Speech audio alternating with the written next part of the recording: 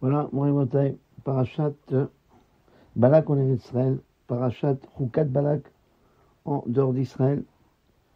Voilà, la prochaine cette semaine, on va faire en sorte que on va regrouper les deux communautés d'Israël et de Chutzalar à partir de la semaine prochaine.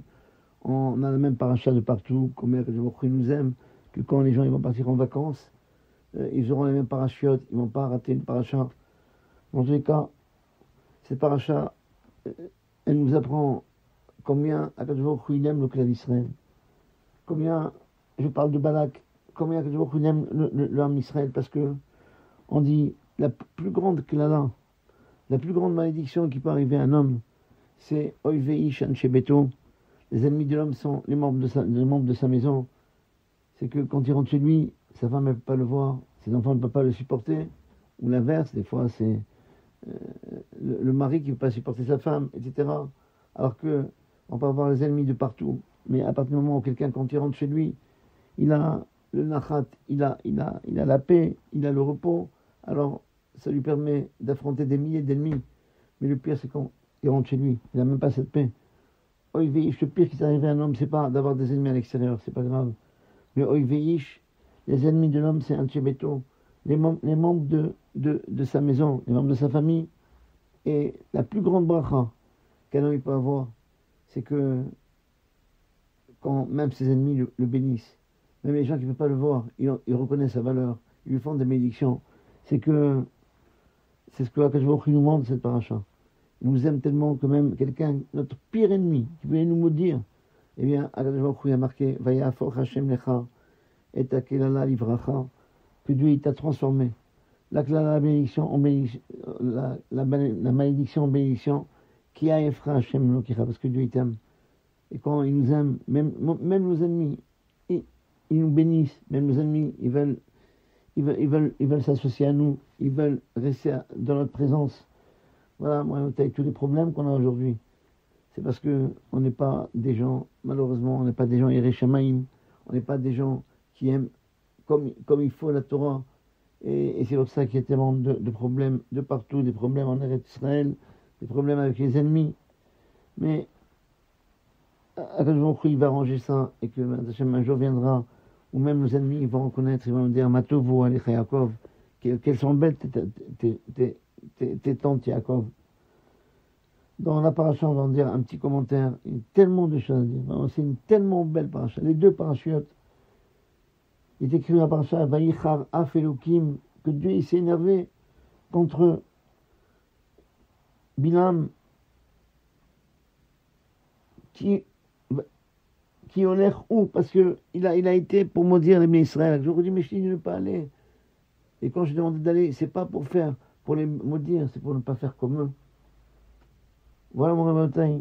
Et Dieu s'est mis en colère contre lui parce qu'il est parti pour maudire. Il envoie un malach, un ange de Dieu, les satanes pour l'empêcher de maudire. Eh bien, le Chavetz Chaim il fait remarquer. Au début, c'est marqué Vaïchar Af Elokim, que Dieu il s'est énervé de lui. C'est quoi Elokim? On sait que c'est la Milatadine, la rigueur. Et juste après, c'est marqué Vaïtatsev Malach Hashem. Dieu, qu'est-ce qu'il a envoyé? Pas un ange de rigueur, pas un Malach Elokim, comme au début. On devrait avoir le parallèle. C'est marqué Malach Hashem, l'ange de Dieu. Alors, ça veut dire quoi? C'est Midat Rachamim, c'est la miséricorde. Comment comprendre ces deux choses? Eh bien, le Chavetz Chaim, il nous dit de là, on apprend quelque chose d'important pour notre vie, quelque chose d'important pour le clan d'Israël. Eh bien, nous apprendre que la Torah, elle nous demande que chaque juif, il doit savoir que tout ce qui se fait autour de lui, c'est Ashgacha Pratit, c'est Akadosh Baruch Hu, c'est pas pour rien, il y a une raison. Un homme, il doit réfléchir, il doit retenir pourquoi j'ai vu ça. Pourquoi c'est pas pour rien. Si j'ai vu ça, il y a quelque chose que je dois apprendre. Alors, il ne me montre pas, il me fait pas perdre du temps pour rien. S'il me montre quelque chose, c'est que je dois apprendre un enseignement de cela. De chaque chose qu'il voit, il doit apprendre de sortir des conséquences. Et comme on va voir, on va raconter une petite histoire. de Rabbi Chaim Ivolodjin, l'élève du Gaon de Vilna. Au début, il était commerçant et il vivait par le fait qu'il échangeait l'argent. C'était ça sa parnassa. Rabbi Chaim Ivolodjin, cet élève du Gaon de Vilna, au début, c'était seulement un commerçant, il changeait l'argent et c'est comme ça qu'il gagnait sa vie. Une fois, il a été dans une foire et quelqu'un s'est adressé à lui. Il lui dit, Rabbi Chaim, qu'est-ce que tu fais? Qu'est-ce que tu fais ici? Alors il a répondu, moi je suis celui qui change d'argent. Et ce monsieur-là est parti. Une fois qu'il est parti, Rabbi Chaim Ivolodjin, il a pensé, il a dit quoi? J'ai entendu cette question, qu'est-ce que je fais ici pour rien? Il me demande qu'est-ce que tu fais ici? Et qu'est-ce que j'ai répondu? C'est pas pour rien. Ani Khalfan, moi je suis échangeur. Qu'est-ce que j'ai voulu dire par là? Je change le Olam, le monde futur avec ce monde-là. Eh bien, il s'est levé depuis ce jour-là. Il a abandonné tout son travail d'échange. Il a été ouvrir la yeshiva de Volodjin. Attention, ça ne veut pas dire qu'il n'étudiait pas la Torah avant. C'était déjà un Talmid Chacham, un érudit dans la Torah, Rabbi Chaim Volodjin. Mais pour les besoins de sa parnassa, de sa subsistance, alors il s'occupait de changer l'argent. Mais maintenant, quand il s'est arrêté pour réfléchir, mais pourquoi on m'a dit cette phrase? Eh bien, il est arrivé à la conclusion que c'est pas seulement un échangeur d'argent. Il est en train de perdre son temps parce qu'à son niveau, il est en train de changer son Olam, le monde futur, avec un monde qui va passer. Et il s'est désintéressé de tout ça. Il a construit cette belle yeshiva. Grâce à une réflexion, grâce à seulement réfléchir une seconde. Et cette yeshiva, à lui, à tout le clan d'Israël. Un autre exemple, c'est la vie de Rabbi Akiva à l'âge de 40 ans. Il était amaret, il était ignorant. Rachel lui demande, va au Beth Midrash, va étudier la Torah. Et lui qui lui répond, comment je peux étudier la Torah quand même les otiotes, même les lettres, Aleph, Bet, je ne les connais pas. Et il lui dit, tu n'as pas le choix, mon mari.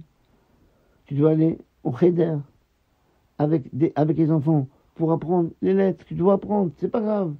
Il dit, comment? Moi, je vais aller dans le Cheder, dans les petites classes de Torah avec des bébés, avec des petits enfants de 3-4 ans. Tout le monde va se moquer de moi. Moi, j'ai 40 ans. Et ils ont à peine 4 ans, 5 ans, 6 ans. Comment on peut s'arranger ensemble? Imagine, avant de me demander ça, imagine-toi l'image que moi je vais être avec des enfants. Rachel, il lui dit, viens avec moi. On va aller au marché. J'ai des courses à faire. Et il a été au marché avec eux. Ils ont été au marché. Ils ont vu des gens qui étaient debout devant une tente d'attraction.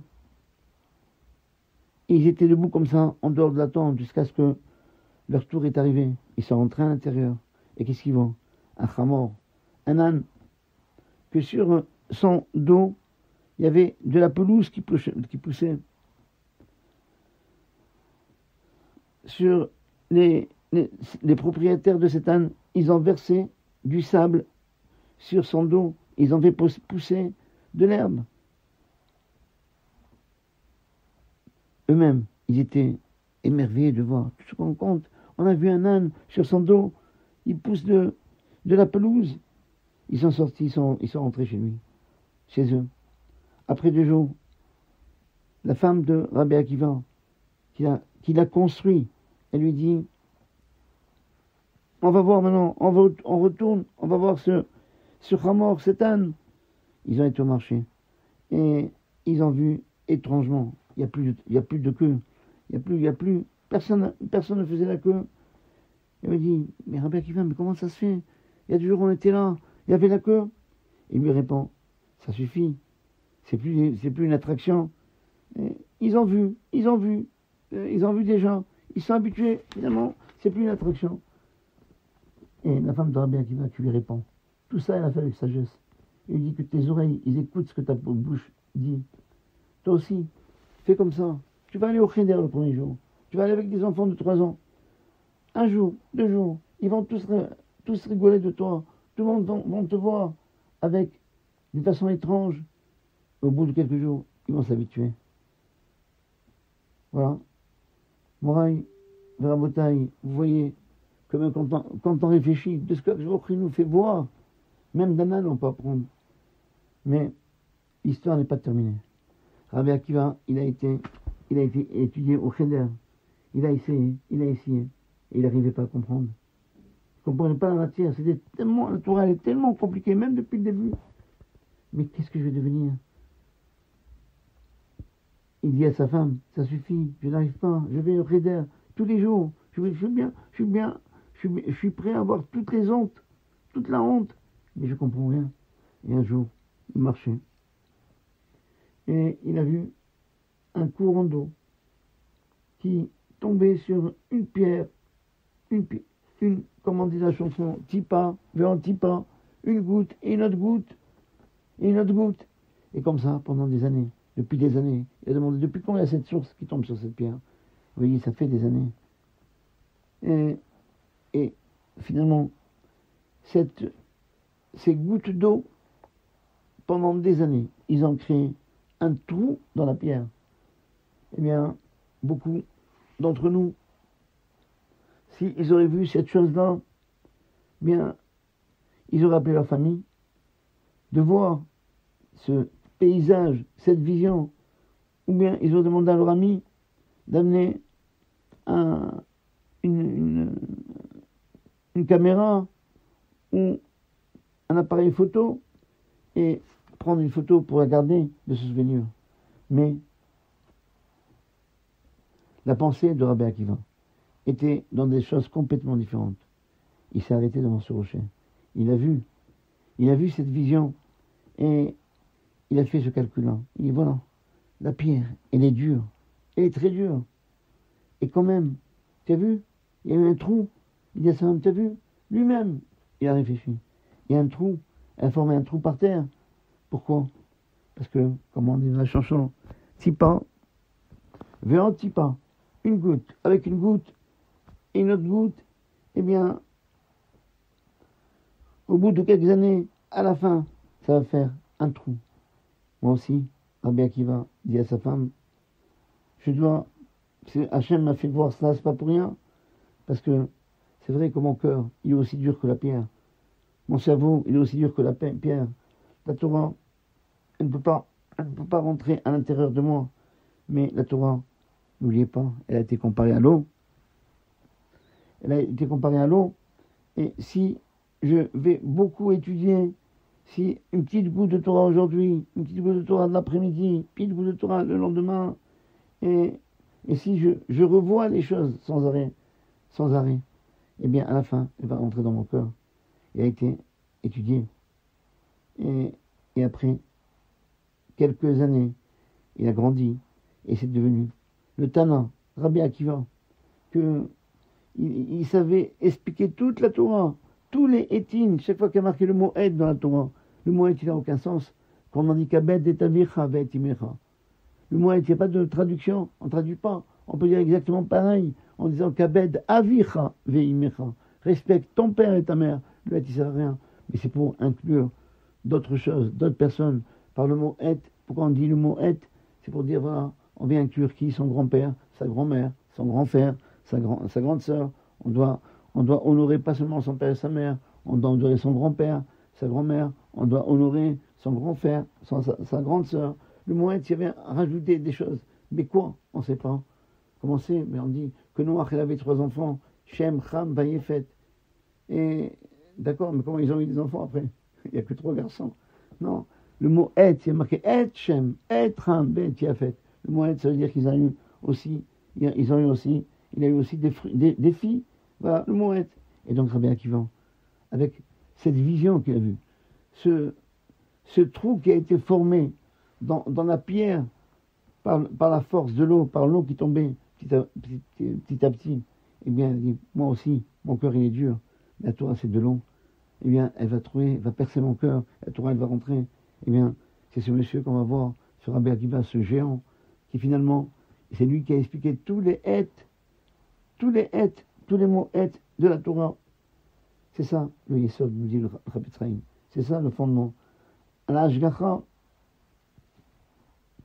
la providence divine, elle envoie l'homme de voir des choses qu'il doit beaucoup apprendre de ces choses qu'il voit. Et ces choses que la joie lui montre, c'est pour faire un changement du côté positif durant sa vie. Et tout ça avec une seule condition, nous dit le Rabbi Tzraïm, qu'il ouvre les yeux et il voit tout ce qui se passe autour de lui. Ça, Moré Motaï, c'est Rabbi Akiva. Ça, c'est Rabbi Chaim Vologine. Tout ce qu'il voit, toutes les réflexions qu'on leur fait, c'est pas pour rien. On doit apprendre de cela.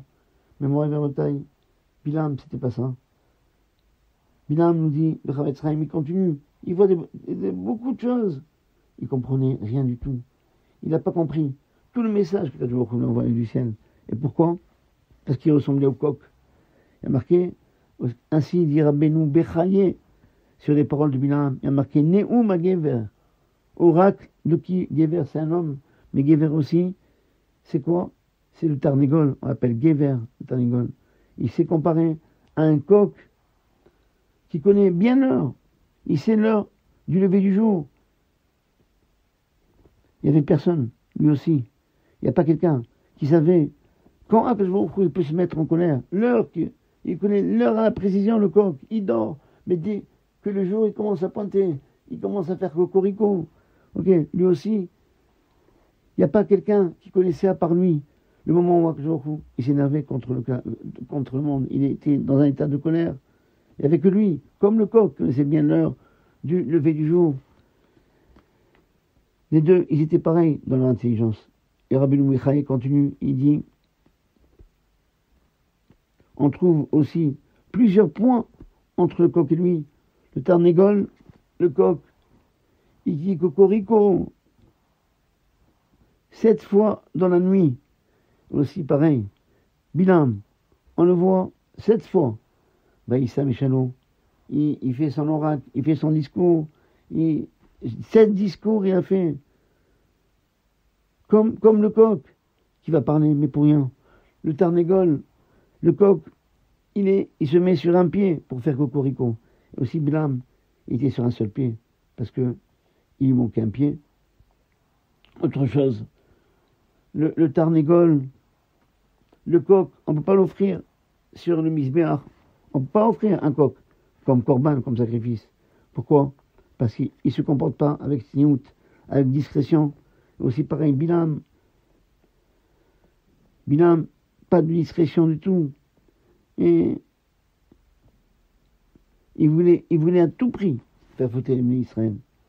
Et avec un Tarnegol, un coq, on ne peut pas lui reprocher, on ne peut rien lui reprocher. Pourquoi? Tu ne comprends pas ce qui se passe autour de toi. Tu vois bien que les gens ils sont en train de dormir, qu'est-ce que tu les déranges? Et il voit, il ne comprend pas. Qu'est-ce qu'il fait à Kadjou? Il a eu pitié de lui. Et il a donné des rmazim, des allusions, au début, d'une façon claire. Il lui dit, ne va pas avec eux. Tu n'as pas le droit de me dire, mon peuple, qui barouchou, n'a pas besoin ni de ta malédiction, ni de ta bénédiction. Le peuple d'Israël est béni. Il lui dit d'une façon claire, ne va pas avec eux. Mais Bilam, il a compris, parce qu'on comprend ce qu'on a envie de comprendre. Il a compris que Hachem l'a dit, ne va pas avec eux. Ils ne sont pas de ton rang, ils ne sont pas aussi importants que toi. Balak, il envoie des ministres plus importants. Et là, quand je me dis, bon, va avec eux. Mais attention, tout ce que je te dis, tu peux aller, physiquement. Mais attention, tu n'as pas le droit, c'est pas libre parti, non. Tout ce que je te dis, attention, tu n'as pas le droit de parler de tout ce que tu veux. Tout ce que je te dis. Et adavar asher adaber elecha. La chose que je te parle, que je te dis, auto tedaber, c'est cette chose-là que tu dois parler. Bilam, il est content. Ah, je prends avec eux. Quel simcha. Il se réveille tôt le matin avec un zèle de folie pour sortir, pour voyager avec eux. Pourquoi? Parce que C'est ça la différence entre lui et Abraham. Abraham, il s'est levé tout le matin. Pourquoi? Parce qu'il aimait tellement Akadosh Baruch Hu. Il aurait pu dire, mais Hachem m'a demandé de faire le sacrifice de mon fils. Je peux rester encore, il m'a dit le lendemain, je peux rester un peu encore avec lui. Mais non, il se lève très tôt. Pourquoi? Parce que la hava, quand on aime quelqu'un, on ne réfléchit pas. On ne réfléchit pas. Pareil, on a la même façon d'agir, mais dans l'inverse, dans la sin'a, dans la haine. A sin'a, mais quelqu'un était achouva. La haine, elle esquinte l'homme. Voilà. Et c'est pour ça, quand Kadosh il voit tellement joyeux, comment tu te lèves tôt le matin? Pourquoi? Pour maudire mon peuple. Vaïchar af Elokim, Hachem, la midatadin, la justice, la rigueur, et s'est énervé de lui. Il a voulu se comporter avec lui avec rigueur, parce que c'est pas l'ordre qu'il a reçu, il n'a pas compris. Mais lui, il va. Il a eu pitié de lui encore une fois, il a envoyé un malach. Malach Hachem. Vous voyez, malach Hachem, pourquoi? Il dit, il ne veut pas, même bien, il ne veut pas le perdre. Il veut dire, mais je vais te faire comprendre par des gestes. Il envoie un malach de Rachamim, un ange de miséricorde. Eh bien, il essaye de réveiller ce malach. Bilam, de rebrousser chemin, de revenir. Et voilà, il voit la Ness. La Ness, elle voit le malach Hachem, l'ange de Dieu qui était devant lui. L'ange de Dieu avait l'épée dans sa main. Eh bien, elle a changé de chemin. Elle a été dans le champ. Bilam, et ouvre tes yeux. Tu vois pas, toi, que tu as vu quand ta Ness, jamais elle a fait ça. Elle dévie de sa route. Chaque fois, elle était fidèle avec toi. Eh bien, qu'est-ce qui se passe? Tu vois peut-être le pneu, il est crevé. Non. Bilam, il voit rien. Il sait seulement que sa ânesse, elle a dévié. Il ne demande pas pourquoi. Voilà la différence entre nous et ce Bilam. C'est pas sûr. C'est pas évident pourquoi. Mais qu'est-ce que ça change? Et comment mon ânesse, quelle chutzpah, quelle honte, elle me fait comme ça, elle veut prendre le chemin qu'elle veut. Bilam, il a frappé son ânesse. Il la frappe. Voilà. Et la tonne aussi pareil. Elle a poussé le pied de Bilam vers le mur. Comment? Tu m'as fait mal au pied? Il a continué à la frapper. Bilam, pense une fois. Qu'est-ce qui se passe? Pourquoi ça arrive maintenant? Va Yosef, il est à côté. Il a frappé encore une fois. Eh bien, elle s'est mise dans un endroit où il y avait une impasse. Et elle ne pouvait pas avancer. Et c'est accroupi. Et là, c'était la troisième fois. Et Bilam, il ne pense pas. Bilam, il s'est mis en colère. Il a frappé son ânesse. Et là, il ne comprend pas. Tous les messages que nous envoie. Combien de messages que nous envoie? Des fois, on ne comprend pas. Et avec ce fait que il ouvre la bouche de l'ânesse. C'était un miracle qui a été créé depuis la création du monde. Et lui demande, mais ce que je t'ai fait? Pourquoi tu me frappes? J'étais toujours ton ânesse. Elle était toujours avec toi. Et Bilam, au lieu de dire, oh, il y a une ânesse qui parle, eh bien, il commence à lui répondre. Et il dit, parce que tu te moques de moi. Qui t'a un bi? Et si j'avais une arme entre mes mains, je t'aurais tué.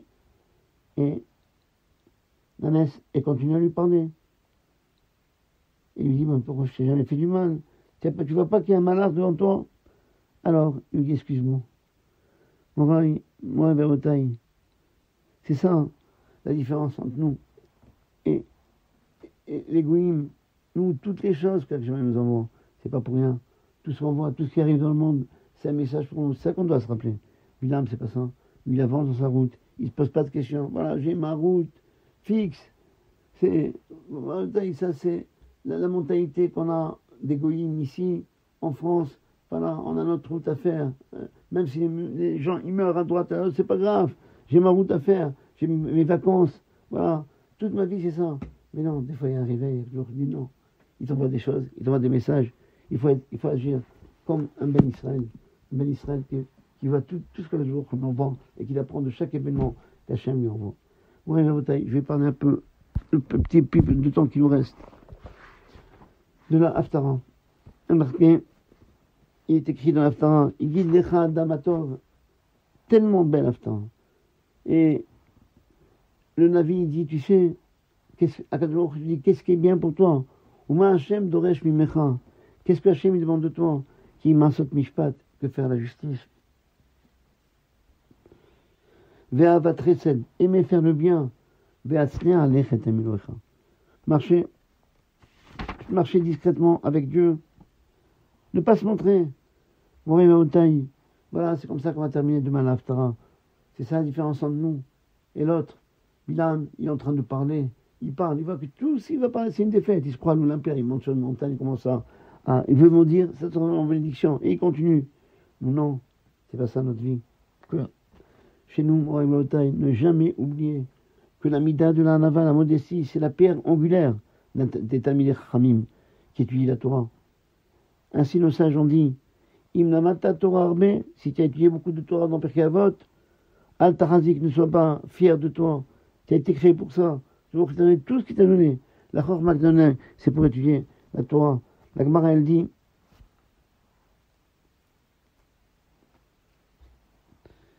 ils ont demandé dans Sanhedrin, Daf Pechet Amoudbet, qui fait partie du Olam. On dit, Anvatan, celui qui est un ave, celui qui est modeste, celui qui sait se courber, s'agenouiller, et malgré que, bien que Garis Beoraïta te dira, celui qui étudie la Torah sans arrêt, Felo Machazik Tivuta les nafché, et qu'il ne veut pas que les gens lui disent bravo, tu étudies la Torah, c'est bien, c'est ça, c'est celui-là qui fait partie de l'Olam du monde futur. Même si, ça veut dire, on apprend de là, de cette marrant, que même si quelqu'un est entièrement Torah, il a tous les bonnes midotes, tant qu'il n'a pas la chifloute, la anava, la vraie anava, la modestie à arôme naturel, pas arôme artificiel. C'est pas pour les gens qui disent ah, il est un ave, soi-disant, il faut son pouvoir. Est-ce que les gens, ils ont remarqué qu'il est un ave? Non. Eh bien, s'il n'y a pas ça, il peut être plus grand Talmid Chacham. Il n'est pas ben non, là-bas. C'est partie des gens du monde futur. La Gemara,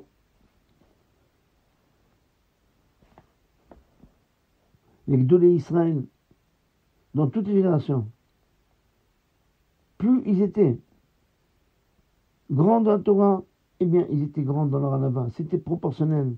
La anava, elle était proportionnelle à la Torah qu'ils avaient. Rashi Akadosh, il a fait tout son commentaire sur la Torah. Torah, aussi bien la Torah écrite et la Torah orale. Et il a expliqué tout le Talmud babylonien. Il n'a pas fait un livre. Il a fait des petits carnets. Sur ça, c'est des contrastes, des carnets.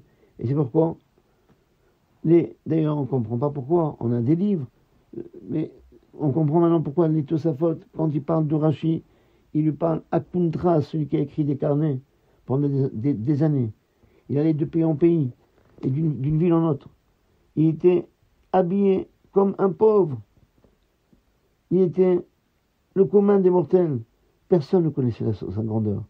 Eh bien, il allait au Beth Midrash, où il y avait des Talmidei Chachamim qui étudiaient, des sages qui étudiaient la Torah. Il voyait de quel traité de Talmud qu'il était en train d'étudier. Et il laissait le commentaire qu'il a fait sur petit carnet. Et dans ce Beth Midrash, les Talmidei Chachamim, ils étaient émerveillés et étonnés de la grandeur de celui qui a écrit ce livre-là. Mais ils ne savaient pas qui il était. Et une fois, Rachid est arrivé dans une ville. Là-bas, ils ont connu, ils le connaissaient, ils connaissaient sa grandeur. Il a essayé de s'esquiver, mais le Rav, il a envoyé 2 Talmidim qui allaient le chercher dans la ville. Il savait qu'il était là. Il leur a dit, le Rav, attention, c'est quelqu'un qui se cache, mais ne le laissez pas, amenez-le-moi. Ils ont cherché. Ils ont vu un homme pauvre, le plus simple des simples, comme ça. Rachid a tourné pendant 10 ans, jusqu'au moment où il a terminé, tout son chibour, tout son commentaire de la Torah, de tout le Talmud. Eh bien, son ouvrage a été accepté par tous les grands de la génération. Et après, on savait, c'est qui a éclairé le monde avec sa Torah. Et à ce moment-là, c'est seulement après, quand tout le monde savait qu'il est retourné dans sa ville et qu'il a fait une yeshiva, Et depuis ce jour-là, il a enseigné la Torah. Il a eu des milliers de talmidim, des milliers d'élèves. On raconte, du Gaon de Vilna, qu'il a pris sur lui d'aller en galoute, en exil. Il est parti de sa ville pendant des années. Il a pris son élève. Et ils erraient d'endroit en endroit pour étudier la Torah tranquillement, pour ne pas que les gens disent, voilà, j'ai des questions à vous poser. Comme ça, il laisse tranquille étudier. Le Talmud, il lui demande, jusqu'à quand, mon maître, elle va durer cette galoute, cet exil? Et lui dit, jusqu'au jour où je vais avoir des souffrances et des épreuves dans ma vie que je ne pourrai pas supporter. Alors à ce moment-là, si je ne peux pas supporter, c'est un hôte, c'est un signe du ciel que je dois me dévoiler. Une fois, ils sont arrivés dans une petite ville, ils ont été invités dans une auberge d'un Hamares, d'un ignorant. Et lorsqu'est arrivé le moment de la Séouda, tous les gens étaient là, en train de manger. Il y a quelqu'un de léger qui a eu envie d'une cuillère en or de l'aubergiste. Il a pris et est parti. Eh bien, malheureusement, le soupçon de l'aubergiste est tombé sur qui? Sur le Gaon de Vilna. Il a cherché dans tous ses sacs. Il n'a pas trouvé. Qu'est-ce qu'il a fait? Il a allongé le Gaon de Vilna sur la table. Il a enlevé ses vêtements. Et il a commencé à le frapper avec une cravache jusqu'à ce que le sang coule de lui. Et le Talmud, qui voit son maître en train de souffrir, et il dit, arrête de frapper. Et lorsque cet homme ne faisait pas attention à lui, il continue à frapper, il s'est courbé vers son rave. Il lui a dit dans son oreille, Rabbeinu, peut-être maintenant c'est venu le moment de dévoiler à l'aubergiste qui nous sommes. Et à ce moment-là, tu vas finir de souffrir. Et le gars de Vilna lui a dit, non, je veux pas que tu dévoiles. Et l'aubergiste qui a entendu les paroles du Talmud sans savoir de quoi il parlait, et il a vu que son livre dit, peut-être maintenant c'est le moment de dévoiler. Il a dit quoi? Qu'est-ce qu'il veut dévoiler? Il veut dévoiler que c'est lui qui a pris la cuillère. C'est ça qu'il propose à son maître. Donc vous voyez bien que c'est lui le voleur. Alors si c'est comme ça, eh bien, il a continué à le frapper encore de plus en plus fort. Et est-ce que tu reconnais maintenant, lui dit le voleur, que c'est toi qui as volé?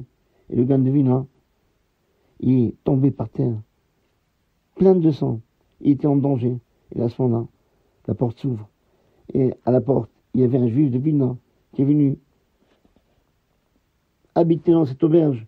Il a vu le gars par terre.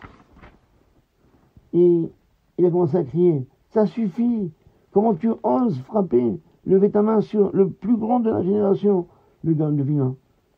Et le gars de Vilna qui dit, un coup en plus, j'allais mourir. Mais j'ai compris, c'est un signe du ciel, que je dois me dévoiler.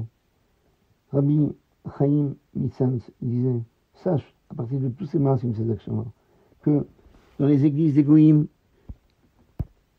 il y a des cloches qui sonnent, parce que les Notzrim, les chrétiens, sont les descendants de Édom.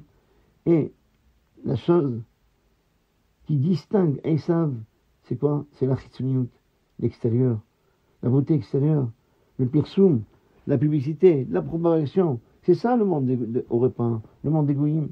Eh bien, tout le pirsoum, propager des choses qu'on a, ça vient du côté de la Touma. C'est pour ça que la Mahanat vient en Israël. En Israël, c'est au contraire la sniout, l'intériorité. Plus la sniout, la discrétion, elle est grande, c'est là-bas où tu trouveras plus de Torah, plus de Yirat Shamayim.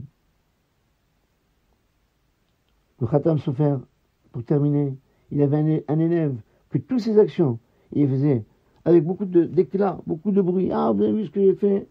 Et il voulait dévoiler tout ce qu'il faisait, que tout le monde sait que c'est un Talmid Chacham, un grand tzaddik. Il y a beaucoup de gens comme ça aujourd'hui. Ils mettent du tefillin et tout ça, le tefillin ensemble, au lieu de mettre, comme dire de les mettre séparément. On a l'impression que c'est des grands, et le talit sur la tête, et c'est magnifique. Et cette chose-là a énervé le Khatam Sofer. Mais il n'a pas fait de réflexion. Mais chaque fois qu'il l'a rencontré, il lui dit, quelle heure il est? Et le Talmud, il lui dit, un des Talmidim, il a osé demander au Rav, c'est quoi, pourquoi tu montres chaque fois quelle heure il est? Le Khatam Sofer, il dit, le Sharon, la montre, elle a toujours un minag, une coutume fixe, chaque demi-heure, vous savez, à l'époque, qu'on avait, elle sonne, voilà, je suis là. Ce Talmid, il est comme ça. Chaque daf, chaque page de Gemara qu'il étudie, eh bien, pareil, il dit, voilà, je suis là. À la fin, malheureusement, ce Talmid, qui aurait pu être un grand élève, il a tourné au vinaigre. Voilà, c'est ça, la force de tout, de nos rabbanim. C'était cette discrétion que veut qu'on soit.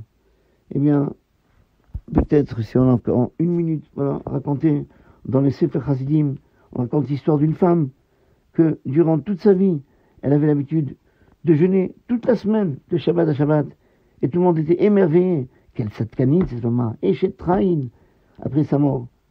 Et là, elle est apparue dans les rêves. Ils l'ont vue à la porte du Gehinam. La porte du Gehinam, elle était ouverte et elle tournait, et la charnière de la porte du Gehinam, elle était autour de son oreille. Pourquoi? Le Ben Ishra explique, dans le Gehinam, il y a plusieurs niveaux. C'est pas toutes les personnes qui rentrent au Gehinam, ils n'ont pas fait les mêmes fautes. Il y a des gens qui ont fauté un peu, donc il y en a plus.